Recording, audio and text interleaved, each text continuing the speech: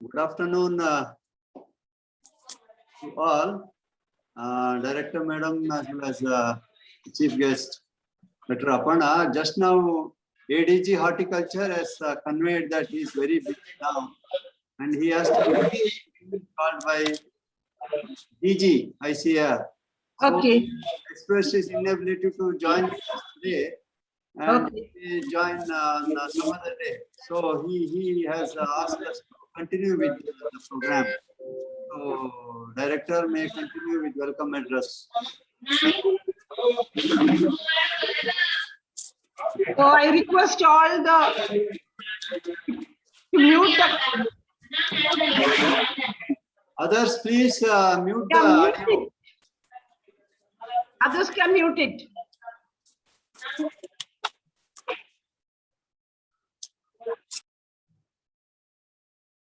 Yeah.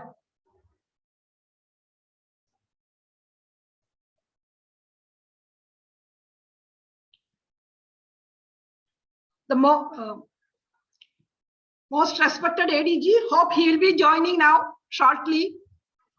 Dr. Pandeyji and today's speaker, Sri Aparna C, CP, and distinguished invitees and my dear colleagues. Once again, for everyone, a very good afternoon to you. Yeah. It is audible? Yeah, Audible. Audible, no? Okay. So as you all aware, India is celebrating 75th year of independence on 15th August 2022, and Indian Council of Agriculture Research has launched a nationwide outreach campaign, 75 lecture series as a part of Bharat Ki Azadi Ka Amrit Mahotsav. It is the vision of our Prime Minister, Sri Narendra Modi ji, that all of us should celebrate the 75th year of independence in a befitting manner with different programs. Instructions were received from ICAR to plan the programs in connection with Bharat Ki Azadi Ka Amrit Mahotsav. And many of the, even at headquarters, and many of our ICAR institutes are already initiated this program. And DCR is also organizing a series of expert talks, and the first lecture under this series is scheduled today. So, Aparna sir, we had discussed in our in-house meeting and other forums about the various activities to be conducted. The details of the programs will be presented by Dr. Adiga, Principal Scientist and the Nodal Officer of this program. And we thought today is the most auspicious day for DCR to launch the series of programs to commemorate the 75 years of Indian independence. And one of the major programs is the lecture series, which we are starting today and will continue for the next 1 year. The topics of interest to farmers, students, entrepreneurs, and general public will be organized in different languages. We are also planning to conduct few national and international seminars too. In this juncture, I need not tell how privileged we are to live in independent India. We also have all the reasons to be proud of for the achievements our country made in agriculture sector. So coming to the horticulture sector, India is number one or in the second position with regards to production and productivity of most of the horticulture crops like vegetables, fruits, plantations, and spices. The current horticulture production is 329.86 million tons. That is in 2020 and 2021. And it is 2.93% over the last year. So every year it is increasing. And coming to plantation sector, again, it is increased from 16.12 million tons to 16.6 million tons. If you compare the last year production to this year production. And in case of cashew sector also, there are many achievements we made in post-independent era. As Aparna sir, the NRC was established during 1986 and subsequently upgraded to DCR during 2009, and Directorate come out with the 4 improved varieties of cashew, where the production and productivity can be increased in this crop. And the varieties are hybrids and selections. The one is H130. It's a hybrid released last 2018 and got it commercialized last year.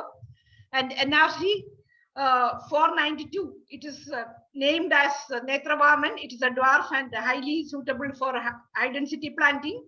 And previously we released NRC selection 2 and Bhaskara varieties for high yielding varieties. And apart from that, our DCR is also having an active germplasm site, which consists of 542 germplasms, and also a very good scion gene bank for production of the quality planting materials. And every year DCR is producing around 2 lakhs of quality grafts and distributing to cashew farming community.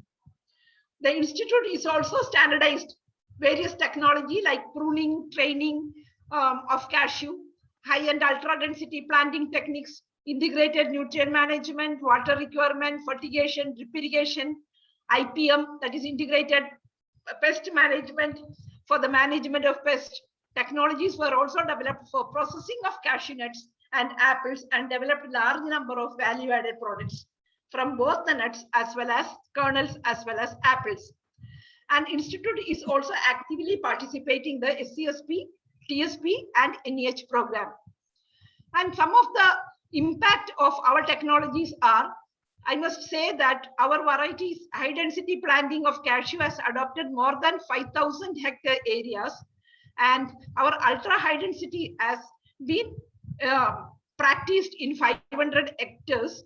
And also our Bhaskara varieties and other improved varieties are growing around 6,200 hectares. These are our, and the impact are also calculated. So if you just apply all this application of these improved technologies alone, we will be able to get 3 to 4 tons of cashew nuts per hectare. Otherwise, our productivity is only 770 kg per hectare.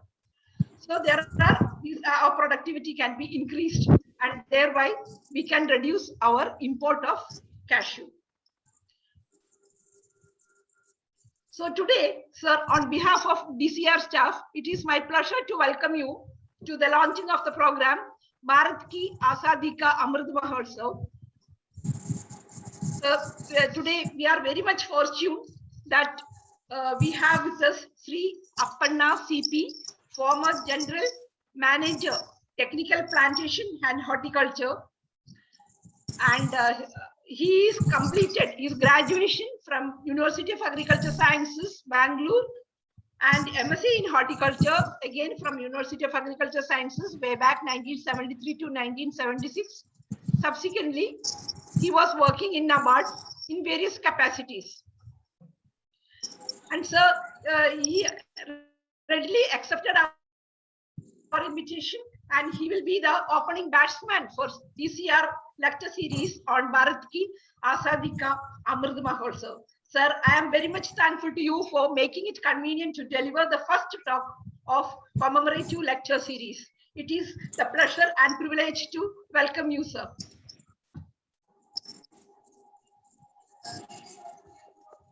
And as you know that he will be delivering the lecture talk on overview of global cashew scenario and India's future forward.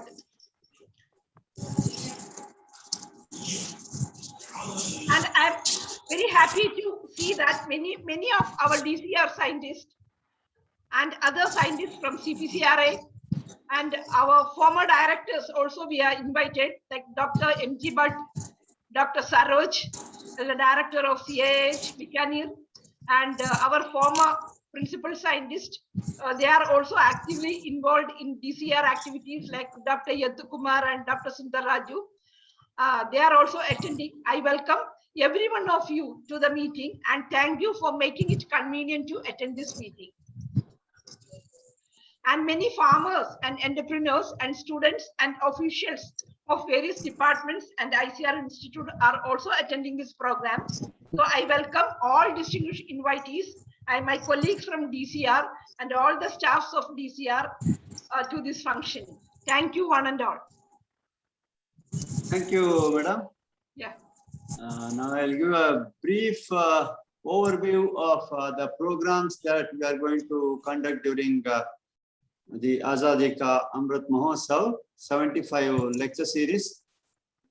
I'm happy to say that Mr. C.P. Aparna is opening batsman. He'll be giving about an overview of a cashew scenario at a global level.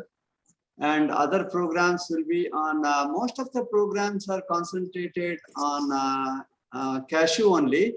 And we'll also be touching upon other aspects like agriculture and rural nutrition, the way of tribal agriculture. As per the guidelines of ICR, we'll be moving ahead, like agriculture and nutrition. Then also the aspects like how in the rural area, the nutrition sensitive agriculture can play a role. Then equity and empowerment, that is the Mahila Kisan Divas. Then we'll also be observing World Food Day. Then different ASRP centers will be presenting status and prospects of cashew research in the respective states. And we'll also be covering agricultural education week, reaching out to the school children. Then also we'll be touching upon marketing prospects of cashew. Then high-tech horticulture for higher productivity. Then vertical gardening. And we are also inviting progressive farmers to deliver talk on their experiences in cashew cultivation. And we are also inviting industrial experts like those who are running large processing units about the processing scenario in India and what are the challenges, what are the prospects. And International Women Day will also be observed as part of Azadi Ka Amrit Mahotsav. And the issues like agroforestry for income with bamboo production, then sharing of experience of Karnataka Cashew Manufacturers Association, then farmers, producers organizations in horticulture crops, and sharing of the experience by KCD's officials. All these aspects will be touching upon in the 75 lecture series, which will go up to 2022 August, end of August. So can others are requested to please mute the audio so that I can be heard to others. Then these are the 2 points about the different topics that we are going to cover in line with the guidelines of the council as well as the horticulture division of the council. Then coming to today's speaker, I am very much delighted to tell a few words about Aparna Chonira Punacha. Is presently settled in Mumbai, and having born to a coffee planter's family, he had a deep insight into the hardcore aspects of agriculture since his childhood days. And so that made him to join BSc Agriculture, and he has mastered in horticulture. And it is, I would like to mention that he was also the batchmate of ex-Vice Chancellor of US Bangalore, Dr. Chengappa, PG Chengappa.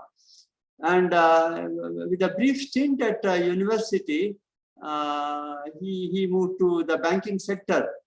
He has worked at various banks, and before that he worked at Union Bank of India. Then he joined NABARD as a technical officer in plantation and horticulture. There he had about 30 years of experience, 30 plus years of experience, and he was doing consultancy and freelancing as a specialist in horticulture and plantation crops, and as an expert in agriculture also. His job profile starts from as agriculture field officer. Prior to that, he was a research assistant at US Bangalore between 75 to 76. And then he worked as an agriculture field officer. Then he moved to NABARD. There he had an experience of more than 30 years in various aspects in project implementation, project formulations. And he was also in the board or committees of different institutions like National Tea Research Institute, then APEDA, then Zonal Technology Management Business Planning Development Unit of ICAR. And he was also the member of National Steering Committee of National Bamboo Mission. Then he was also a member of Project Approval Committee on Technology Mission on Coconut Development Board, Kochi, Kerala. And he had several milestones as pre-cooling and cold storage in grapes. He has established in Maharashtra, responsible for establishing floriculture project developments in Maharashtra, then area development programs in oil palm at Andhra Pradesh, then projects under consultancy of NABCONs in Kerala, then Bihar horticulture projects also he has undertaken, and models in agriculture activities all over India. And he has undergone training at Harvard Institute for International Development on advanced project appraisal for agriculture and rural development. Then also the second ADAPT Asia Pacific annual meeting he has undergone on climate change adaptations, and he has presented a paper there also. And his expertise spans over various fields like plantation crops, floriculture, fruit crops, oil palm, agroforestry, tissue culture, pre-cooling and cold storage, and also button mushrooms. There is no area that he has not touched upon. And he has presented papers at the national level on financing plantation crops with special reference to coffee at Upasi, then financial projects in expert on mango as a whole fruit at Andhra Pradesh, then financing oil palm in Andhra Pradesh, and contract farming in Andhra Pradesh and Telangana, and financing the projects in modern nursery at Hyderabad, Telangana, and prospects of floriculture industry in India at Maharashtra.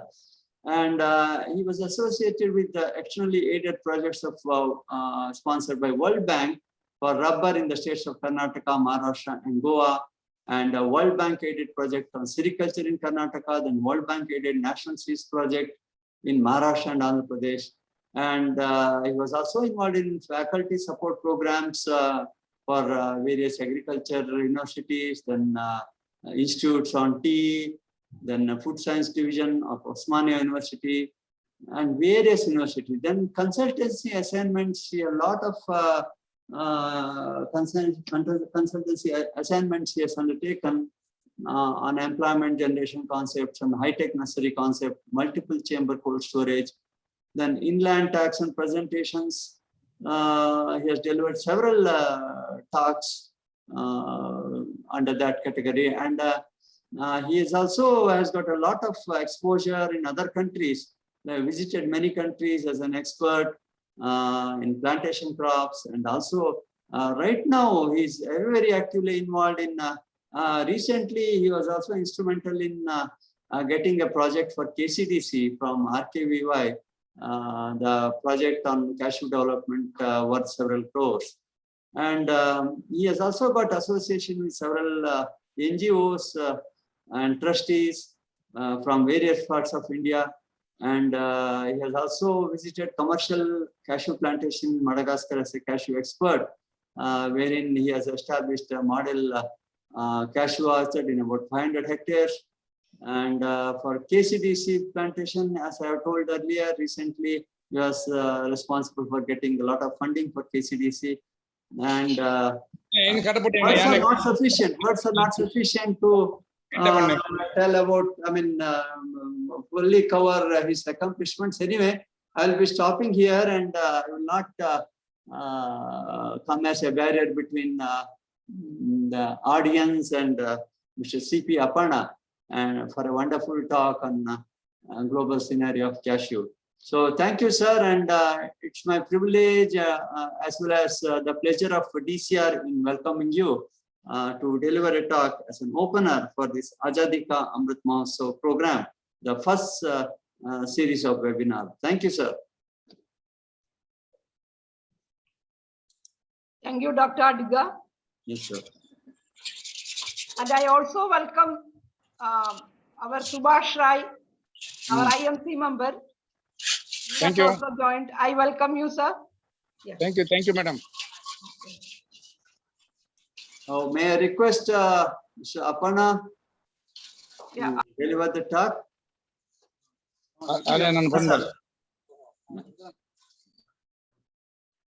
Aparna, sir, please. Good afternoon. Good afternoon, sir. Am I audible?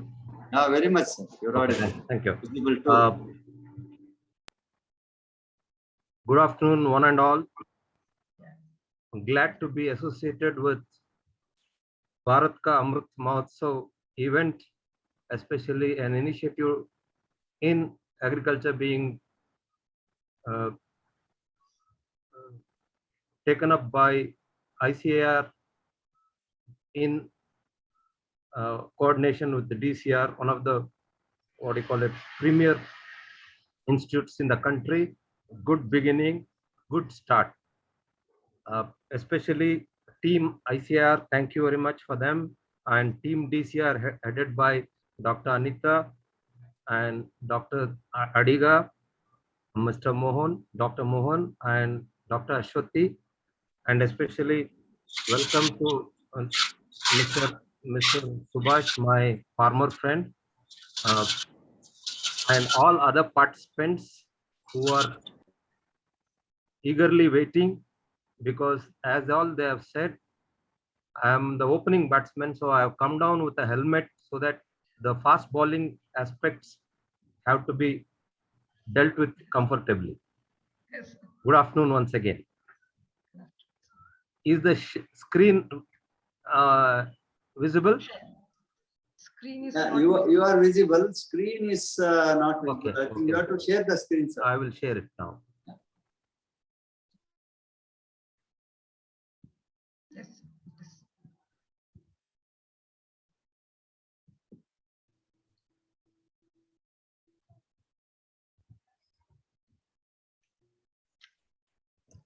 You can go to slide mode, sir.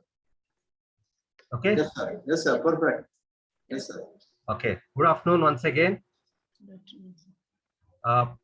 As you see, we will be discussing on a subject, especially on the opening day, with an overview of the entire cashew scenario vis-a-vis our country, which is more important or relevant as of today. Well, I'm not an authority. Nevertheless, what little knowledge I've gained or I've seen, I've interacted in locations within India and other countries, I'll share with you.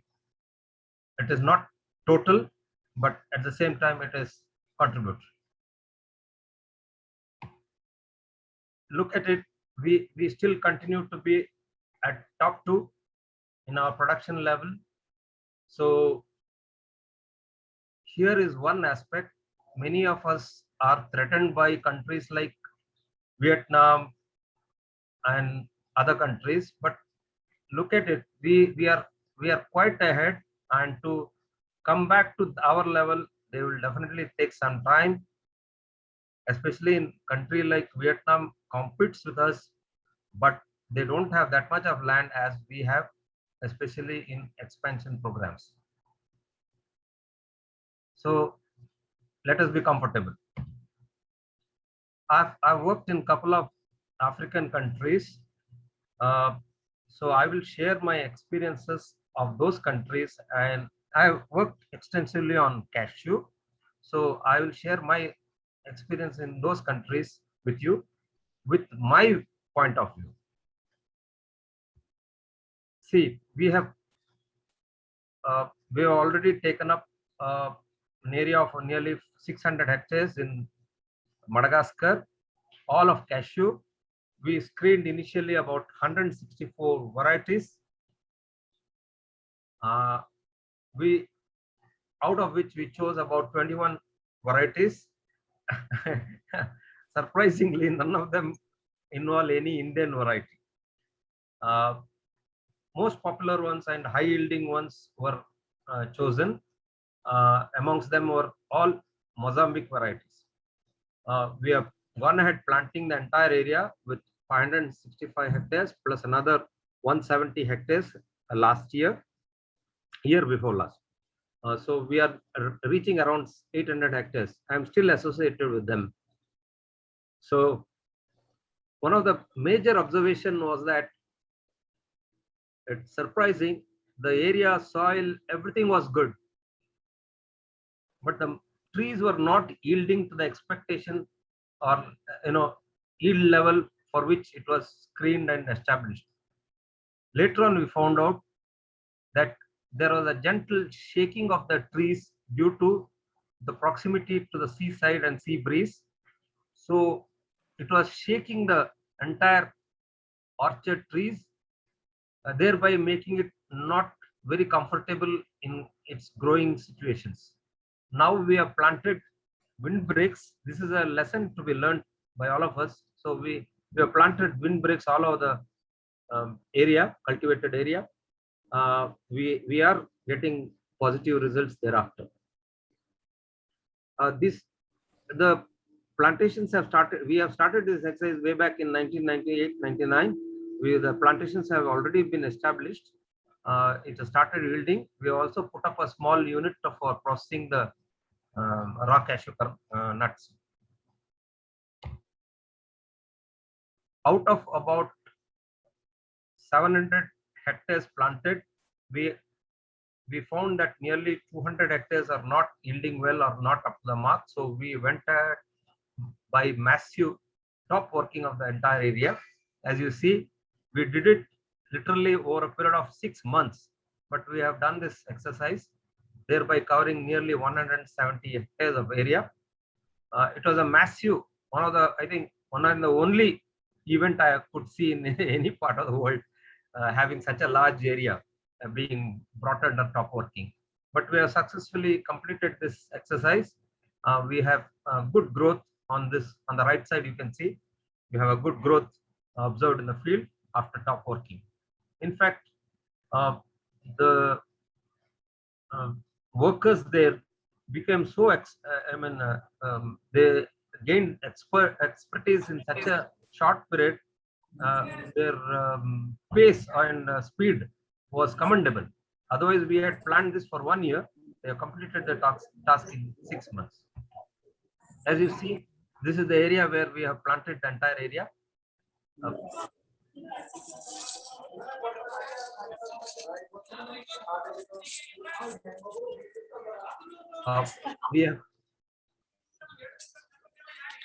This is the post top work situation in that place in Madagascar. These are the yield situations. Final product is in front of you. You see, each one of them weigh between 8 to 12 grams. Some of them weigh nearly 16 grams. It's categorized as jumbo nuts in that area. We have super jumbo nuts also, which is weighing nearly 15 to 18 grams. These are the various lots which we have collected. We have sampled. Most of them we are processing in-house. This is the final product. After processing, we have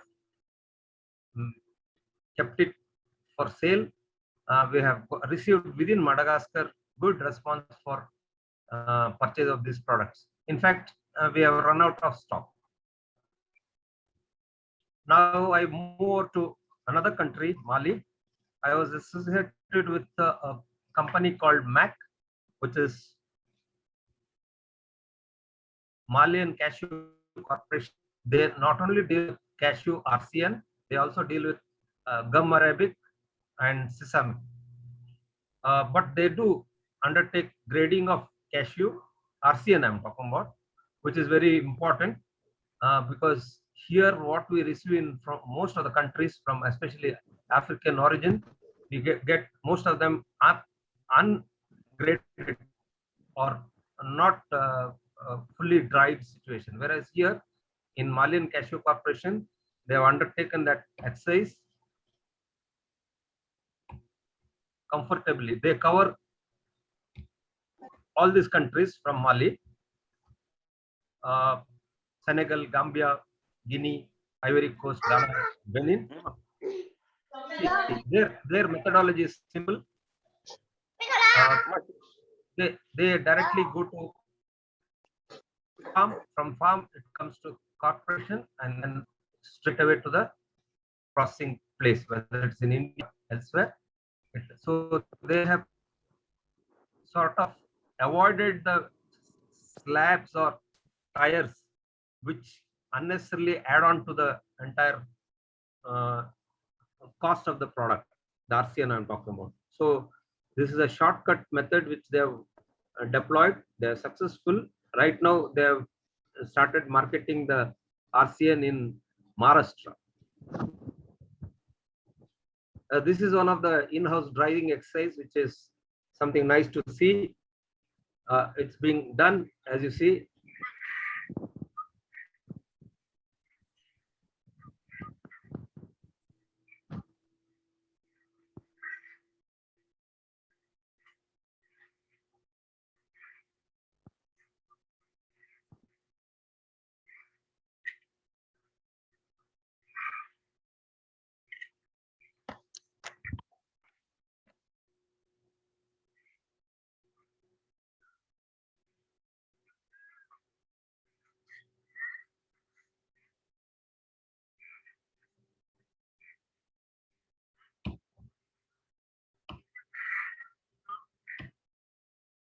This is another picture of actual drawing, and they're also doing like a typical coffee situation. They're turning it over in the end of the day to see that it is uniformly dried, and this is the product they send it across to you. So I found it very pleasing exercise, and it was a good initiative taken by this company.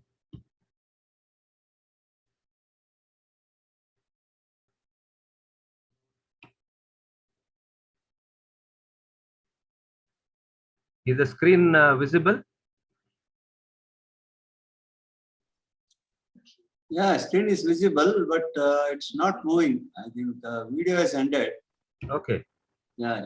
Now I yeah. now I move over to Conakry, Republic of Guinea, where I was associated till last year with a company called Sage near Conakry. Conakry is the capital of Republic of Guinea.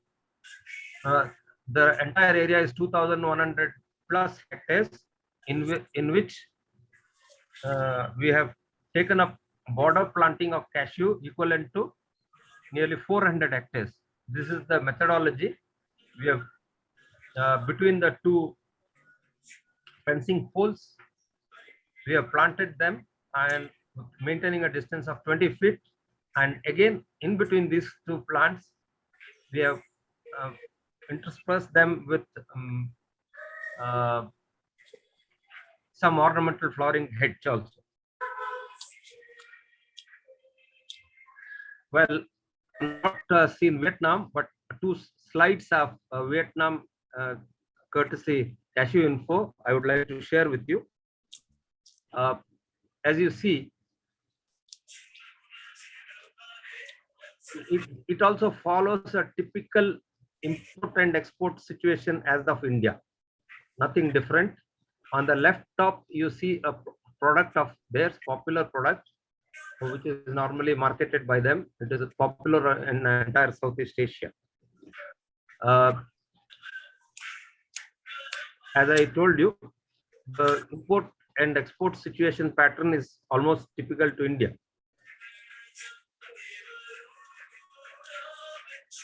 Then I come to our country, where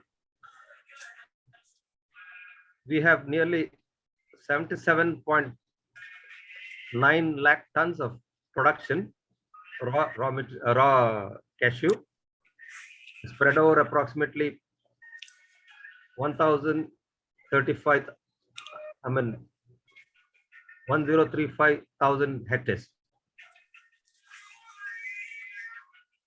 This is the chart which shows our export and import of raw cashew. As you see, year 18-19 witnessed a sharp increase, both in terms of value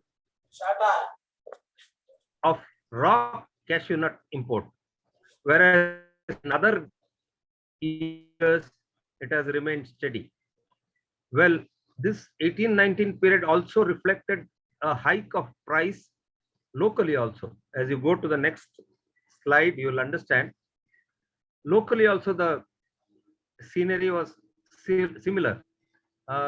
Reasons for that could be many that can be debated or discussed later.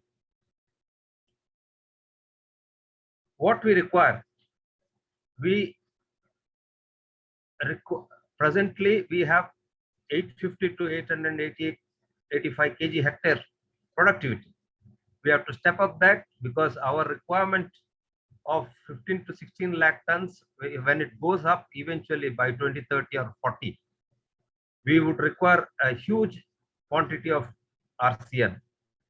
Right now it's almost at a level of 50% level, but we do need a larger quantity hereinafter. If at all we talk about expansion in the processing sector, or improving of machinery, putting up new plants, etc., we also have to relook at it at the cashew kernel production level, which has to be done methodically in a planned way. I've given you the bottom table, shows you the last 3 years trend. As I told you, 2018 showed a hike in the price, but 2019 onwards, it has come back to its original level. Well, this has been discussed by many people, that we were then that and today we are this. Well, maybe we were once upon a time leaders in cashew. Most of what was we were exporting. But look at the today's scenario. I'll discount all other factors. I will just flag one issue. We are one of the largest consumer of cashew, which is it's a silver, not silver lining, it's a golden lining. Because countries struggle to find buyers or consumption within their country of their agriculture produce, especially. But we have solved it in one go. We are one of the largest consumer of cashew, and we continue to eat more also. As the day advances, or as the years pass by, we are consuming more and more, which is a welcoming sign. Today, if you interview most of the exporters, they are comfortable. They are not excited about export. They are comfortable with export, but they're not excited as they were about 15 years back. In 15 years back situation, I remember when I interviewed at least a couple of them, they were excited about export, because they found that was the major source of income. Today, it is not the case. Maybe Vietnam has displaced us as #1 leader, doesn't matter. I would not take it as a a displeasing or loss situation. I take it as a challenge.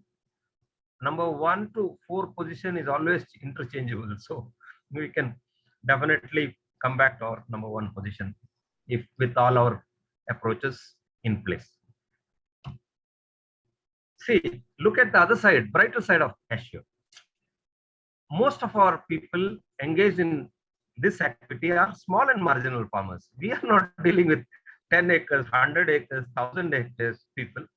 We are dealing with small and a marginal farmer section, which is something very nice. We are dealing with such a large number, which otherwise is not possible in a large holding situations. Look at the other side also, plus point. There are nearly 2 lakh plus workers, and most of them are women. So all these years we have been talking about women empowerment, women to take prime jobs, and they should take the initiative. Well, this aspect has been addressed by cashew industry long back, as you see. So we can be proud. In fact, we can market this as a flagship item, that we are employing or deploying more than 90% of people who are 90% of women in this industry. Directly or indirectly, we are also catering to nearly 20 to 25 lakh people. I mean, indirectly or directly. So, which is a very good thing, especially in the agriculture segment. It is a very welcome sign. See, consumption chart. Of course, this is a chart done a couple of years back. You see, consumption is also increasing. So, we are comfortable. As long as we can cater to our own crowd, well, enjoy it.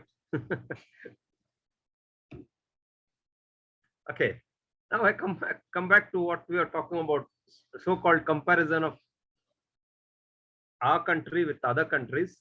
I restrict to my comparison to African countries, Vietnam and these two major countries. As I told you, we are one of the largest consumers of cashew, but we are also producing nearly 50% of our own produce, which is something nice. When you go to Vietnam, they depend heavily on countries like Africa for RCN supply. Suppose the economy of Africa changes, or situation in sale and export of RCN in Africa changes, Vietnam industry is going to have a direct bearing.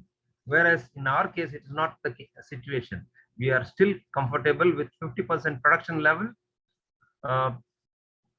We will definitely be comfortable once all these initiatives we club together and take it up as a integrated program. We will definitely step up from 50% level to at least 70% level. In countries like Vietnam and Africa, they don't have local consumption at all. So it is a plus point for us. Whereas in Africa, their governance and economy is quite poor. So it changes from every year to year. Though they have in Africa, they have a lot of land. Well, there is nothing like in the Indian way of cultivation, like organized, large, organized scientific cultivation in most of those countries. It is just wild or just left to nature. Whereas we are organized, we are cultivating it comfortably. Of course, even in Vietnam it happens, it has happened, but we are very comfortable. Our processing situation is quite commendable, means technology wise. And in Africa, as I told you, there is no domestic consumption of cashew kernel, so that's fine. Some of the points to ponder. See, this is all along we have been talking about cashew as a wasteland, preventing crop, wasteland saving crop, or wasteland soil situation crop. Well, 4 centuries from today, since 16th century, we have had this crop. Can't compare it with other crops which were there much before that in our country. As I told you, 4 stages they will have to pass through in marketing most of the products in African countries. And I'll tell you, I've seen in my own, in my own eyes, these 4 stages are becoming tougher day by day. There is more demand for money, so you can record it in another couple of years. RCN of Africa will definitely become expensive. See, you can't compare our cashew with most of the other countries' cashew. Like Brazilian slum hand embroidery, which is mostly marketed in Britain for a special occasion. Our cashew is exclusive. There is a touch. There's a that exclusive and special touch, which most of the countries don't have it. Come what may, I've observed it. And as I told you, 70% of innovations in machinery have originated from me, and our research is also quite strong. DCR is there. Very rarely you have a separate institute for a cashew in most of the countries. We have it. We are proud about it, and lovely team also. I don't think any other country can boast of such situations. Ours is excellent team. We have come out with products. We have come out with varieties. So hats off to that. Entrepreneur spirit continues to be high with us. So you can't stop us from going further up. As I told you, cashew quality is one of the best. Sales, as I told you, it's well balanced, both consumption, export, and we continue to have high real value realization, which is a plus point. Where do we take cashew from here? Let's look at value addition to cashew, because we are doing only bulk packs export of cashew. So I think they have addressed chlorophenol present situation. I'm not very sure. If it's not addressed, please do it quickly. I think we should look for a reduction in GST, because it is an agriculture commodity. Well, this is a point for discussion. I leave it to the house to discuss on it. Grading at the point of dispatch, we should insist on it. Otherwise, we are importing mostly mixed variety, which is not a good trend. Okay, I have this idea or combination of ideas. See, we should promote one India, one cashew model, which means you take the example of Co-win Portal or fast tag situation as one component. They are able to address entire country. Same situation we can have in one India, one cashew model. And we should cover what is called as a golden cashew necklace situation, starting from Gujarat on the Arabian Sea side up to West Bengal on the Bay of Bengal side. All the coastal and interior states, we can cover them comfortably on one India, one cashew model. I will deliberate on it later, what I am talking about, but today I have broached the subject. See, when we talk about approaches of one India, one cashew model, we should look at two situations. One is individuals, which take up new planting, existing planting, replanting, and top working, and other one corporations. Look at our corporations. We have 50,000 hectares of cashew. Nowhere else in the world we have such a large area under a single plantation. Nowhere else in the world, especially in cashew. We should intervene with them or handhold with them and try to develop or get maximum out of their existing plantation, which is worth it. If you ask, even if they go by 10 kg or 20 kg or 30 kg, whatever it is, it's going to add to our kitty. Well, traceability, we should work for it right now, because if not today, tomorrow it will come. I'm sure everybody will agree with me.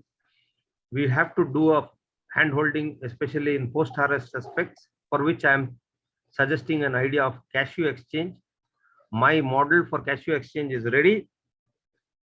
The area also I have identified, land I have identified, finance I have tied up, only thing I want participation. This is going to be a 70-30 model. 70% of participants should be growers of cashew.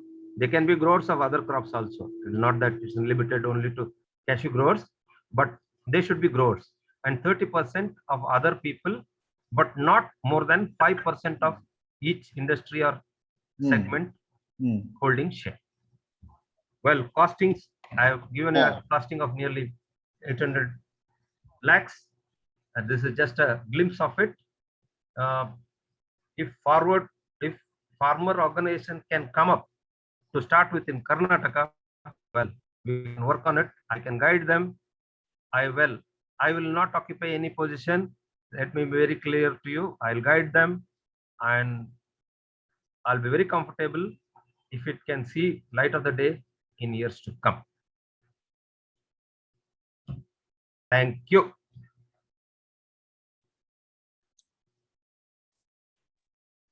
Thank you very much, sir, for an excellent insight into the global scenario of cashew as well as the Indian scenario. And what is more appealing is the final slide, cashew exchange. Definitely, I see some hope for the farmers' woes, especially with regard to the price instability in the cashew industry. Precisely. Yes, sir. Yes, sir. Now the topic is open for discussion. Participants may interact with the speaker. So I must congratulate and I must be grateful to Dr. Appanna ji for an excellent presentation. Because we were also went into different countries also, African countries, and we got lots of information. And your practical knowledge is huge, not reading the book. So we are very much thankful to you, sir, for your presence and enlightening us about the status of cashew in different countries. Thank you so much. Before I open this to others for discussion, let me specifically thank you, ICAR team and Madam Anita, the DCR head at Puttur, and again Dr. Dinakar, Dr. Mohan, and Dr. Ashwati, and others in the institute, whoever has worked for it to make it an opening event, and they have roped me here for this opening what do you call it, the beginning of the entire exercise. I'm really grateful. That shows the keen interest you have in focusing on agriculture development. Well, somebody at home asked me how come they roped you in for this. I said that they wanted to start alphabetically. Appanna was in alphabetic order, so that's why I am here. Well, participants, you should know one more thing. One of the as long as the world exists, agriculture exists. Okay, there is no doubt about it, because we need food 3 times a day, whether it's fruit, vegetable, nuts, or whatever it is. We need 3 times food in a day. So agriculture will last till the civilization lasts. There is one more thing which will last till the civilization lasts. Many people can guess it. I'll give 5 seconds, then I will tell the answer. Well, over. It is over. You know, cosmetics is one thing which will last till the civilization ends. Okay. Thank you once again, team DCR. Thank you very much. Great work. Good initiative. All the best. Thank you, farmer friends, my student friends, especially my farmer friend, Mr. Subhash. Namaskara. I will definitely present a situation vis-a-vis Karnataka later. If need be, even in Kannada, I can do it later, not today or some other. That will be good, sir. I'll We will invite all the farmers also. Yes, because their questions will be can be answered in Kannada. Kannada, yeah. So I can do it later, but this is just a beginning. Anyway, thanks for the initiative. Good luck. All the best. Open for discussion. Yeah. Good evening. This is Dr. Balasubramaniam, scientist from DCR Puttur. Good evening. And at the outset, I would like to thank Dr. Aparna. It is really a very good presentation, bringing all the global data in front of us to show how cashew industry is progressing in an international level. Thank you very much for sharing the information from African countries. Of course, we have missed Vietnam. Okay, my first question is actually, India is in a dangerous condition because it is heavily relying on imported nuts to the tune of 10 lakh metric tons. In the event of East and West Africa, both of them have started utilizing their domestic, raw cashew nut. Probably by starting the cashew, many people from India, they themselves have started cashew processing industries in East and Western Africa. Adding to fuel to the fire, Vietnam is actually tapping more than 60% of the nuts from the, African countries. In this scenario, how will you see the future of the cashew industry in the years to come? Okay. Am I audible? Yeah. Am I audible? Yes. Yeah, you are audible. Okay. Simple. We will remain in the same situation. We may not go down, but we may go up. Number one, take it from me. You can write it in golden words. Because having seen situation in Africa, they don't consume kernels. So they have to market the product outside their country. To market their product, they have to pass through many channels, thereby competing with product of India is difficult. Second, whatever they might take the people from here for set up industry, start this thing, they cannot address the problems of cashew production the way we have addressed. We have addressed from shell oil to the epicarp disposal to A to Z we have addressed. They have not addressed those problems. Another aspect which I will tell you, very important. Whatever we are talking about is from cashew from the wild in those countries.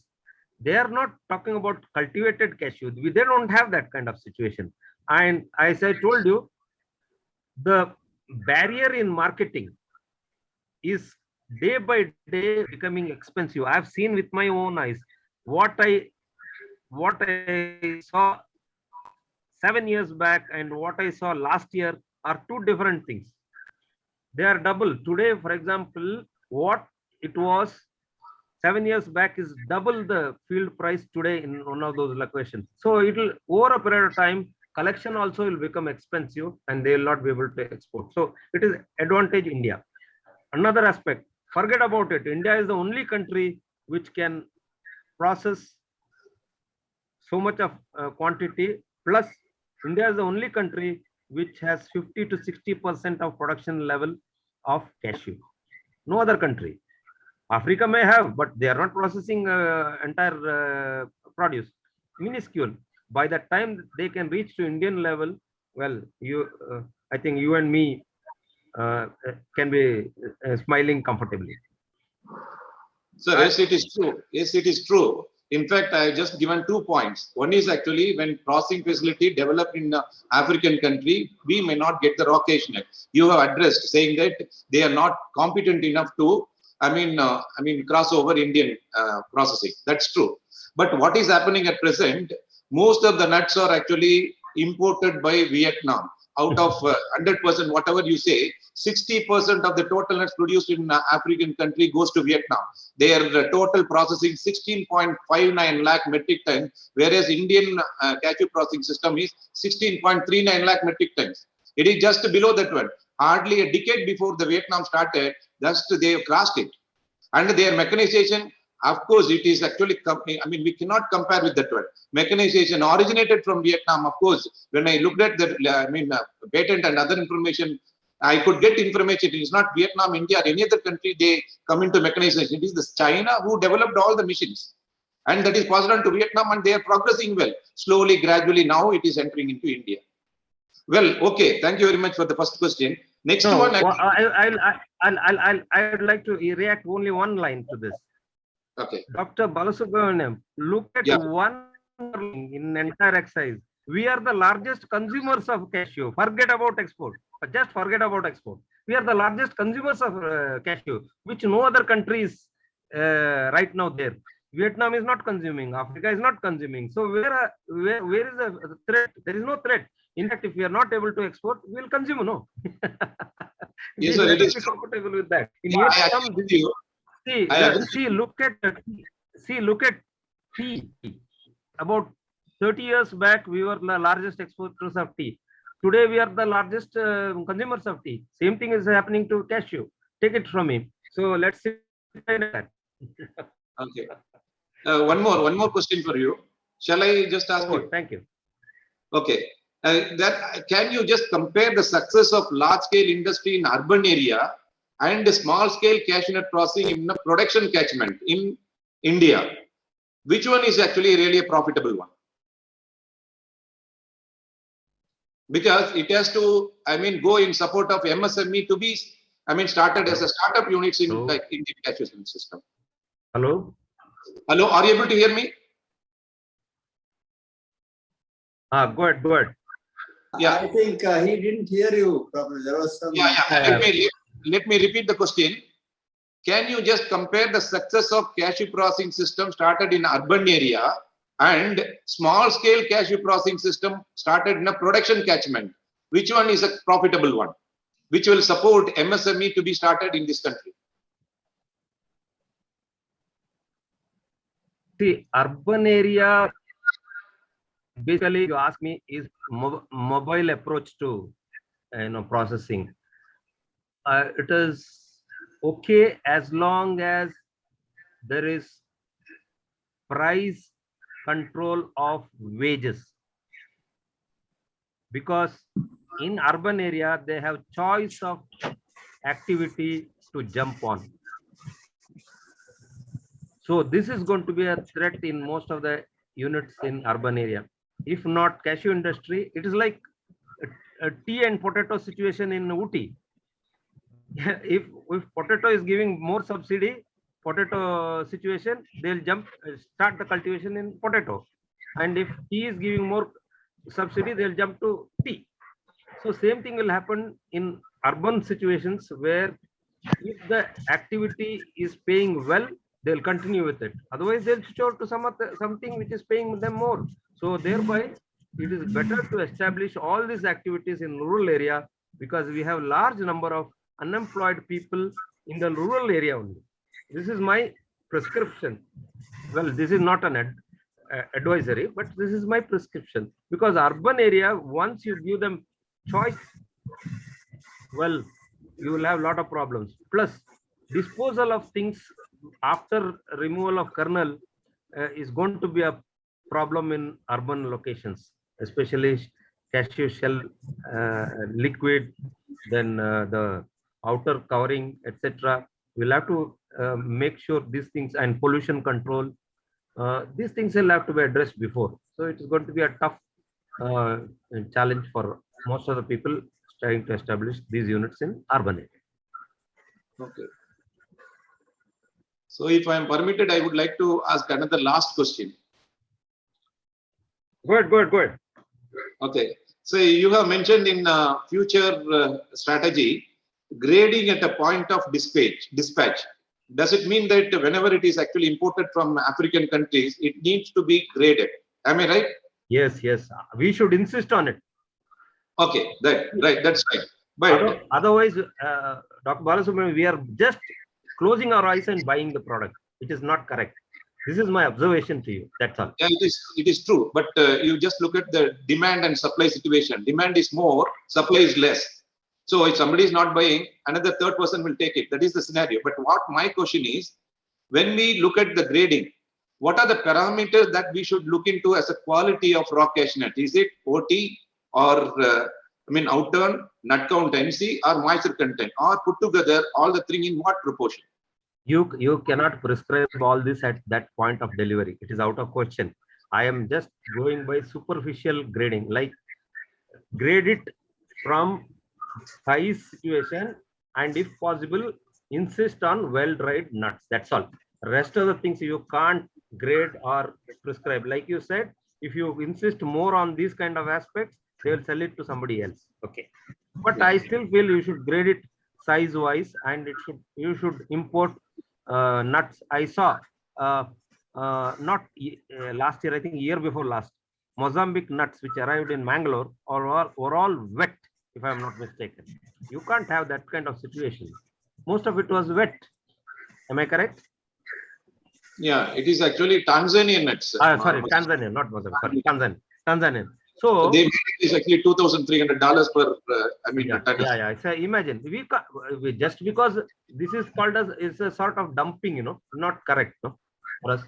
So I'm sharing my view. That's all. It's my personal comment. Yeah, it is true, sir. Actually, what is happening? It is not the African, they are sending it. Our people actually deployed there, they are exporting from there. Whatever Anyway. it is. But Yeah. I think we should address. That's all. It should be Just a insisted. second. Okay. Yes, you are right. Thank you very much, sir. Thank you. Yeah, anybody else would like to? Rajshekhar, you had a point. Anybody else? Good evening, sir. Good evening. Myself, Rajshekhar, working as a scientist in ICAR, BCR, Puttur, sir. So my question is, sir, actually you told in Madagascar they have tried about 600 cultivars of cashew varieties. 164. 164, sorry. But out of which only few were found suitable for that location, but in which Indian varieties not at all found suitable. What may be the reason? We are all experts in agriculture. Place suitability, simple. See what performs well here.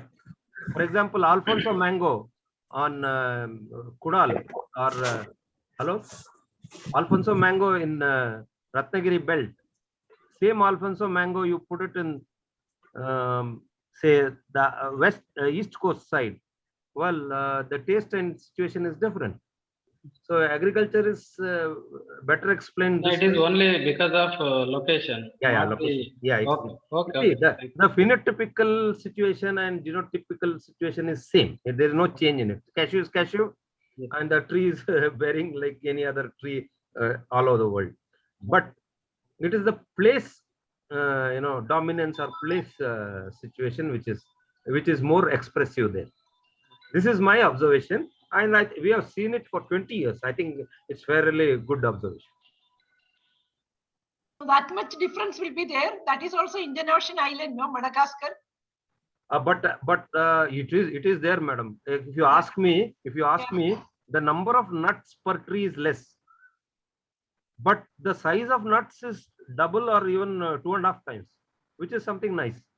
Size of nuts, number of nuts is very less, but it gets compensated by this thing. These are all the features which are also a plus point there.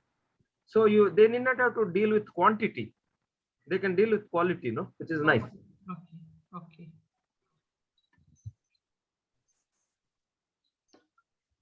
What was you were there at Madagascar? So what was the major pest and all there?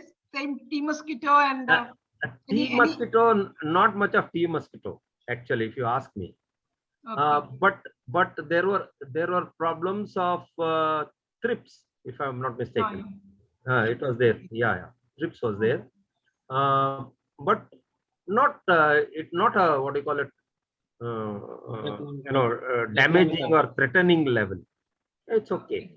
See, when you have an area like 800 hectares, very difficult for us to address all these micro level situations in large plantations. This is one of the problems we are facing there also.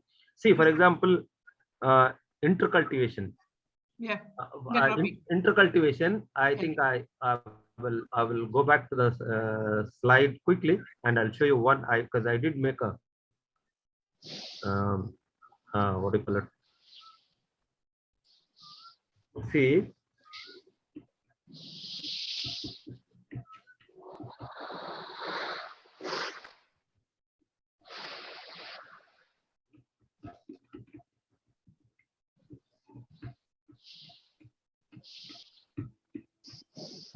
Here it is. Cowpea. Cowpea is in the center. Two varieties of cowpea. Entire area of cashew, which was brought under top working, they have planted cowpea. Okay. This is a good source of income for them, Okay. and it is a good soil cover plus Leguminous good also. mulch. Good mulch. Good mulch, yeah. It's a good exercise. Otherwise, they were having a tough time to control weeds, especially grass. Very tough time. Once we introduce this, they are quite comfortable.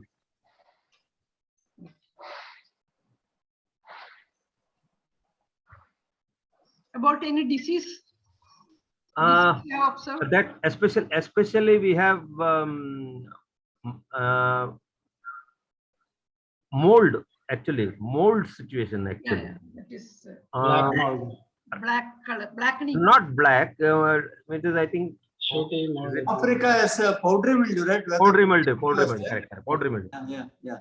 So apart from that, there are no major pests and diseases, but for crips and situations, they are quite comfortable. But as I told you, they are not robust growers. Basically, they are medium growers. Most of the trees, they are not robust growers.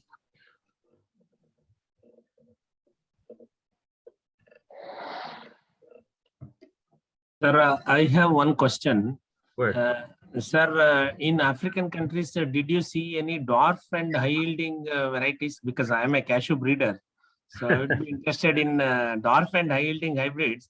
We were told that it is developed in Brazil, but it's not possible for us to see those hybrids or to get those hybrids. If you exchange two of your specimens, I will get you two of dwarfs from Madagascar. But officially, is it possible? I don't think so. Dwarf and high yielding hybrids? See, both you are asking for too many good things. Either you will get high yielding or dwarf. You won't get combination of both. No. Brazil has developed both. No. Dwarf and high yielding. No. I'm talking about Madagascar. I don't know Brazil. African, how about Africa, sir? Yeah, we have dwarf as well as high yielding varieties. Some of the Mozambique varieties are high yielding. We have got nut count also in that. We have got dwarf size also, very attractive dwarfs.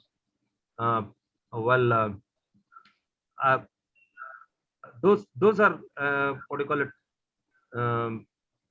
Typical dwarf situation of say approximately 8 feet only.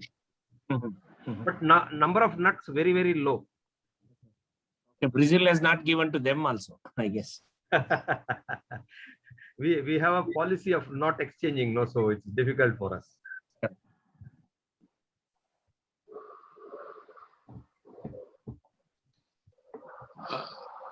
Sir, one small question from myself. Okay, go ahead. Sorry. Actually, you were there in Vietnam for quite a long time. No, I was not in Vietnam. Not Vietnam, Ivory Coast. So when we look at Ivory Coast, not Ivory Coast. I was in Republic of Guinea, Conakry. Okay. Okay. Probably you may be having some idea about it. So what is happening today? Ivory Coast stands in the first position as far as the production is concerned. Okay. When we look at the area under, cashew in Ivory Coast and cashew area in India, it is 1/10 of the total area of India. And when we look at the production, it is just over 9.5 lakh metric tons in Ivory Coast. But our production is around 7.5 lakh metric tons. In your opinion, what could be the reasons for that one? I'm not talking about what we are lacking. What is their advantages? Shall I tell you the actual secret of the trade? No, if it is highly secret, you'll share later. No, it is not. It is secret there, but I can tell you the actual fact. Okay. Ivory Coast is one of the point of dispatch. Right. Wait. I'm able to understand. Wait. I'm coming. I will come to you. I will show you this slide, which you'll understand quickly. Yeah, it flows from other countries too. It flows from all the 12 countries around it. Yeah, right. I got it. So it is not actual production. Because there, for example, Mali's product comes to Ivory Coast only. Because there is no sea for Mali. It is a landlocked area. Yeah, right. That's all. No secret about it. It's a fact. And Yeah. Ivory Coast is for long period. It has been a very good port. I think it's a very good port also. Yes. Yeah, right. And for information, you can dock a 22,000 tonner in Ivory Coast, whereas other locations it's not possible. See, it's all in terms of volume. So you can dock a 22,000 tonner in Ivory Coast, whereas in other location it is not possible. Especially, I Okay. think that's another advantage. But this is a fact. Yeah, thank you very much for highlighting this one. Thank you.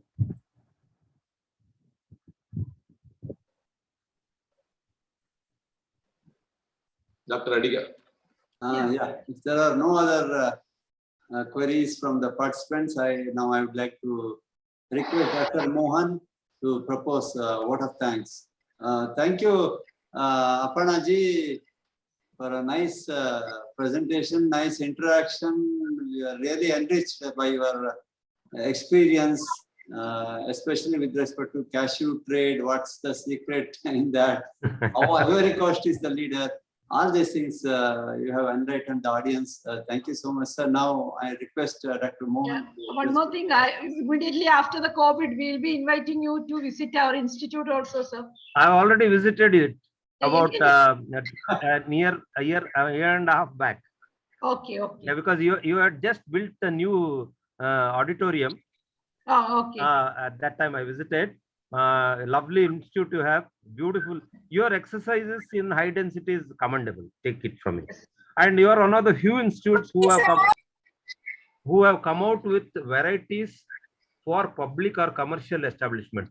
Very rarely, it's not a complaint. Very rarely institutes come out with commercial varieties. Very rarely, but you have already come out, which is something nice. And some of them are in the pipeline, I was told. Yes. Some of them are in pipeline. I don't want to. Pipeline. I don't want to discuss the secrets here, but I know that. Secret. It is not secret. We have released. It has to reach to the farmers Yes. level. That's Yeah. And you have a good team. Plus, Yeah. you have a good farmer backup team which interacts with you very well, which is very nice. Yes. So I also take the opportunity to thank Aparna for an excellent talk today. A very apt person to start our Bharat Ki Rashtrapati. I'm glad I fulfilled that wish of yours. Yeah. Thank you so much, sir. Thank you. Welcome. Mohan, you can. Yeah. Thank you, Dr. Adiga, and our respected director, Dr. Anita Karun, and all the friends. Friends, we had a very good session on global scenario of cashew and the way forward for India by Mr. C.P. Aparna sir, who is the ex-general manager technical from NABARD.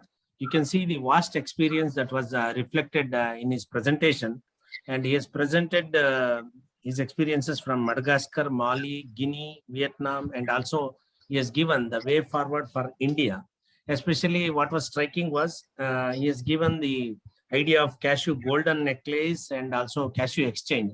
That is an exclusive cashew processing institute for India. And he has seen all the countries and he has explained the nitty-gritties of cashew production and other things.